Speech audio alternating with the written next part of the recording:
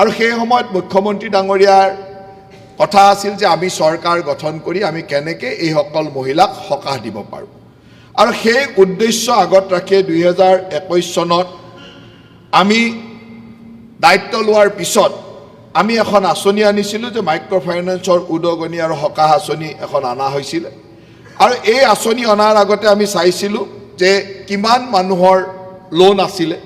সেই সময়ত এটা আনুমানিক হিচাপ এটা দিয়া হৈছিল যে তেখেতে যিটো তথ্য দিছে যে 12,500 কোটি টকাৰ, এইটো এটা আনুমানিক সেই সময়ত তথ্য এটা আছিল যে ইমান মানুহ ইমান লোন হয়তো হ'ব আৰু প্ৰায় 26 লাখমান মহিলা ইয়াত জড়িত থাকিব বুলি এটা তথ্য দিয়া হৈছিল। এইটো এটা আনুমানিক তথ্য আছিল। এতিয়া আমি চৰকাৰ গঠন কৰাৰ আগত 2021 চনৰ আগৰ কথাটো আছিল যে বিভিন্ন ঠাইত এনেকুৱা ধৰণৰ বিভিন্ন মহিলাই বিশেষকৈ মহাজনৰ পৰা টকা লোৱাৰ যিটো ব্যৱস্থা আছিল ইয়াৰ পৰা সকাহ পাবৰ কাৰণে মাইক্ৰ' ফাইনেন্স আৰম্ভ হৈছিল, বা যিবিলাক মানুহ ব্যক্তিগতভাৱে এই বেংকিং বিত্তীয় ব্যৱস্থাৰ মাজলৈকে নাহে, মানে ট্ৰেডিশ্যনেল যিটো বিত্তীয় ব্যৱস্থা তালৈ নাহি মাইক্ৰ' ফাইনেন্সৰ জৰিয়তে সকাহ লৈ কিছুমান ব্যৱসায় কৰিছিল, কিছুমান কামত তেওঁলোকে নিয়োজিত হৈছিল। কিন্তু কথাটো দুৰ্ভাগ্যৰ কথা এইটো আছিল যে ঠিক 2019-20 চনৰ যি ক'ভিড মহামাৰী আৰু 21 চনৰ 2021 এই ক'ভিড মহামাৰীৰ সময়ত কেইবাটাও পৰ্যায় আছিল ক'ভিডৰ। সেই পৰ্যায়ৰ সময়ত অসমৰ মহিলাসকলে ইচ্ছা থাকিও, ইচ্ছা আছিল হয়তো ঘূৰাই দিম, তেওঁলোকে এটা পৰিকল্পনা কৰিয়ে লৈছিলে, কিন্তু সেই সময়ৰ সামাজিক বা পৰিৱেশে সেই সময়ৰ ক'ভিডৰ পৰিৱেশত বহু মানুহে ইচ্ছা থাকিও লোন ঘূৰাই দিব পৰা নাছিল। গতিকে চৰকাৰখনৰ দায়িত্ব আছিল যে সেই ধৰণৰ লোকসকলক আমি কেনেকৈ সহায় কৰিব পাৰোঁ তাৰ কাৰণে এটা পৰিকল্পনা কৰিছিল।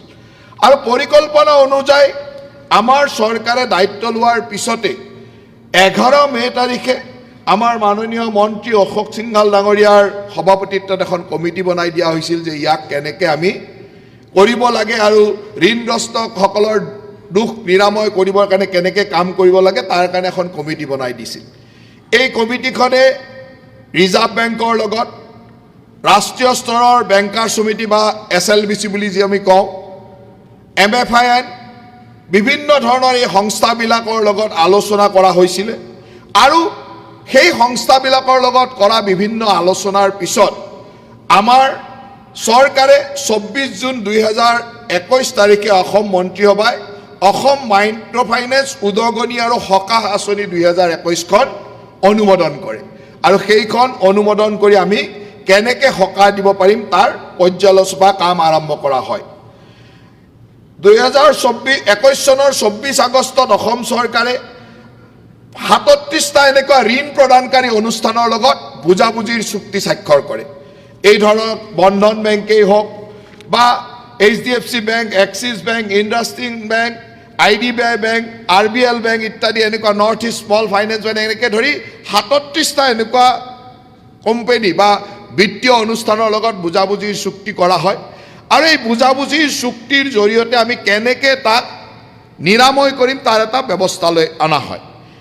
এই যেতিয়া আমি বিভিন্ন সময়ত গাইডলাইনসমূহ বা সকলো বস্তু চাইছিলোঁ তেতিয়া এটা কথা আহিছিল যে এটা বেংকে এগৰাকী ব্যক্তিক, এগৰাকী মহিলাক মাইক্ৰ' ফাইনেন্সৰ 3টাতকৈ বেছি লোন দিব নোৱাৰে আৰু 1,25,000তকৈ বেছি লোন দিব নোৱাৰে। এইটো হ'ল RBI এক্ট ভায়লেশ্যন, যে RBIৰ যিটো নিৰ্দেশনা মতে এটা বেংকে 3টাতকৈ বেছি এজন মানুহক মাইক্ৰ' ফাইনেন্সৰ লোন দিব নোৱাৰে আৰু এগৰাকী মহিলাক মেক্সিমাম 1,25,000 টকাৰ লোন দিব পাৰে। সেইটো যদি হয় সেইটো RBI গাইডলাইন ভায়লেশ্যন। গতিকে বহু বেংকৰ ক্ষেত্ৰত এই গাইডলাইন ভায়লেশ্যন কৰা দেখা গ'ল। 4টা, 5টা, 6টালৈকে লোন দি দিলে। তেওঁলোকে 1,25,000 দিব লাগে, 1.5 লাখ, 2 লাখ, 2.5 লাখ টকালৈকে দি দিলে, যিটো আচলতে মাইক্ৰ' ফাইনেন্সৰ গাইডলাইনত নপৰে। গতিকে নিয়ম মাফিক বেংকে দিয়া লোনৰ পৰিমাণ বহুখিনি কম, যিটো আমি অনুমান কৰিছিলোঁ এই যেতিয়া নিয়মৰ, কাৰণ নিয়মৰ বাহিৰত দিয়া বেংকৰ লোনটো বেংকৰ ভুল, বেংকে দিবই নালাগিছিল। গতিকে নিয়মৰ বাহিৰত তেওঁলোকে একমাত্ৰ বেংকৰ বিভিন্ন সা সুবিধা বা ইনকাম বঢ়াবৰ কাৰণে যধে মধে মানুহক, আৰু সেই সময়ত দেখা গৈছিল যে মানুহৰ বিত্তীয় অৱস্থাটো চাই তাৰ ওপৰত পৰ্যালোচনা কৰি লোন দিয়া হয়। এই কথাবিলাকতো তেওঁলোকে গুৰুত্ব নিদিলে আৰু তেনেকুৱা ধৰণে কিছু কাম কৰিলে যিবিলাক আচলতে RBI গাইডলাইনৰো পৰিপন্থী বা গাইডলাইন ভায়লেশ্যন কৰি কৰা হৈছিলে। এই কথাবিলাকৰ ক্ষেত্ৰত আমাৰ চৰকাৰে লক্ষ্য ৰাখি যাতে শৃংখলা বৃত্তীয় শৃংখলাও ৰক্ষা কৰিব পাৰে আৰু আই মাতৃসকলক সকাহ দিব পাৰে, এই গোটেইখিনিৰ কাম কৰি এই আঁচনিখন আনিছিল। এই আঁচনিখনৰ সময়ত আমি দুটা কথা গুৰুত্ব দিছিলোঁ, যে এটা হ'ল উদগনি আৰু এটা হ'ল সকাহ। এই আঁচনিখনৰ নামেই হ'ল যে অসম মাইক্ৰ' ফাইনেন্সৰ উদগনি আৰু সকাহ আঁচনি, মহিলাসকলক উদগনি দিয়া আৰু সকাহ দিয়া। ইয়াত আমি তিনিটা কথা চিন্তা কৰিছিলোঁ, যে যিসকল লোকে ভালকৈ বিত্তীয় শৃংখলা বজাই ৰাখি ভালকৈ তেওঁলোকে লোন ৰিপে কৰি আছে, তেওঁলোকক আমি এটা উদগনি দিম যাতে তেওঁলোকে আৰু ভালকৈ কাম কৰিব পাৰে। বেংকৰ লোন লোৱাটো কোনো দোষ নহয়, বেংকৰ পৰা লোন লৈ তেনেকৈ আমি ব্যৱসায় আগবঢ়াই নিয়াটো এটা ভাল কথা। ইয়াক উদগনি দিয়াৰ কাৰণে আমি 25,000 টকাকৈ দিয়াৰ এটা আঁচনিৰ ভিতৰত আছিল, যে আমি 25,000 টকাকৈ আঁচনিটোৰ প্ৰথম পৰ্যায়ত আমি কৈছিলোঁ যে যিনে ভালকৈ লোন ৰিপে কৰিলে, নিয়মীয়াকৈ ঋণ পৰিশোধ কৰাৰ যিটো ৰিপে কৰিছিল, তেওঁলোকক আমি 25,000 টকাকৈ প্ৰথম পৰ্যায়ত আমি দিছিলোঁ, বা প্ৰথম শ্ৰেণীত এইটো ধৰিছিলোঁ। আৰু আমাৰ সন্মানীয় সদস্যগৰাকীয়ে যিটো তথ্য দিছে, তেওঁ কিছু তথ্য কমকৈ পাইছে চাগে, তেওঁ স্বীকাৰো কৰিছে যে মোৰ তাত তথ্য নাই, ইমানখিনি পাইছোঁ। গতিকে তথ্যখিনি মই কৈ দিছোঁ যে প্ৰথম শ্ৰেণীত যোনে নিয়মীয়াকৈ ঋণ দি আছিলে, তেনেকুৱা 8,72,739 গৰাকী ব্যক্তিক আমি 1,599.16 কোটি টকাৰে তেওঁলোকক 25,000 টকাকৈ দিছিলোঁ, তেওঁলোকক উদগনি হিচাপে, যে ব্যৱসায়টো আৰু ভালকৈ কৰক, তেওঁলোকক উদগনি দিয়া হৈছিল। তাৰপিছত আমি এটা ছেকেণ্ড শ্ৰেণী, দ্বিতীয় শ্ৰেণী এটা কৰা হৈছিল, য'ত 1ৰ পৰা 89 দিনলৈ, তাৰমানে NPA হোৱাৰ আগলৈকে যিসকল লোকৰ লোনটো NPA হোৱা নাই, তেনেকুৱা লোকসকলৰ বাকায়াটো ঘূৰাই দিবৰ কাৰণে আমি সিদ্ধান্ত লৈছিলোঁ। আৰু সেই মৰ্মে 97,938 গৰাকী আই মাতৃক আমি 190 কোটি টকা দি তেওঁলোককো NPA হোৱাৰ পৰা সম্পূৰ্ণৰূপে ৰক্ষা কৰা হৈছিল, বা তেওঁলোকৰ যাতে চিভিল ভাল থাকে, NPA নহয়, ভৱিষ্যতলৈ লোন ল'ব পাৰে, এই কামখিনি আমি কৰিছিলোঁ। তৃতীয় শ্ৰেণীটো আছিল যে যিসকলে NPA অলৰেডি হৈ গ'ল, বিভিন্ন সময়ত তেওঁলোকৰ কাৰণত দিব নোৱাৰিলে NPA হৈ গ'ল, এই NPA হৈ যোৱা লোকসকলক আমি দুটা শ্ৰেণী 3 আৰু শ্ৰেণী 3ৰ প্ৰথম আৰু দ্বিতীয় পৰ্যায়ত আমি সহায় কৰিছিলোঁ। এটা প্ৰথম পৰ্যায়টো আছিল যিসকলক আমি এই ক্ষেত্ৰত চাইছিলোঁ যে যিসকল অতি দুখীয়া, বেছি অভাৱত বা বেছি দুখীয়া, সেইসকল মানুহক আমি প্ৰায়ৰিটিত আনিছিলোঁ। সেই প্ৰায়ৰিটিটো চাই আমি কৈছিলোঁ যে যোনে 25,000 টকা পৰ্যন্ত বাকেয়া মূলধন আছে, তেওঁলোকক আমি তৃতীয় শ্ৰেণীৰ প্ৰথম পৰ্যায়ত দিম। আৰু তেনেকুৱা 2,22,949 গৰাকী ব্যক্তিক 291 কোটি টকা ঋণ মাফ কৰিব, ঋণ তেওঁলোকক ঘূৰাই দি, বেংকসমূহক ঋণসমূহ ঘূৰাই দি তেওঁলোকক আমি ঋণমুক্ত কৰিছিলোঁ।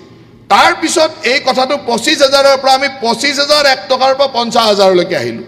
50,000 টকালৈ অহাৰ পিছত আমি তাতো 78,046 গৰাকী ব্যক্তিক 78,086 ঋণ লোৱা মানুহক আমি 223.25 কোটি টকা দি আমি তেওঁলোককো ঋণমুক্ত কৰিলোঁ। তাৰ মানে প্ৰথম হ'ল এটা ইনচেণ্টিভ দিলোঁ 25,000 টকাকৈ, ছেকেণ্ড হ'ল NPA হ'ব খোজা প্ৰায় 1 লাখ মহিলাক আমি NPAৰ পৰা ৰক্ষা কৰিলোঁ, তেওঁলোকৰ ঋণ মুক্ত কৰি দিয়া হ'ল। তৃতীয়তে 50,000, 25,000 আৰু 50,000 দুটা পৰ্যায়ত আমি 50,000 টকালৈ যাৰ ঋণ আছিলে, তেওঁলোকক প্ৰায় 2,22,000 অৰ্থাৎ প্ৰায় 3 লাখতকৈ বেছি মহিলাক আমি টকা দি তেওঁলোকৰ ঋণ মুক্ত কৰা হ'ল।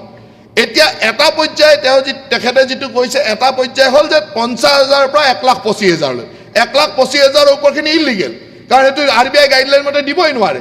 গতিকে 50,000ৰ পৰা 1,25,000ৰ যিটো পৰ্যায়, এই পৰ্যায়টোক আমি দিব লাগে নে নালাগে, কাৰণ আমি যি পইচা দিম এয়া চৰকাৰৰ ৰাইজৰ টকা, গতিকে ইয়াক কেনেকৈ ব্যৱহাৰ কৰিছোঁ আৰু আমি কি উদ্দেশ্যৰে ব্যৱহাৰ কৰিছোঁ সেইটো চাব লাগিব।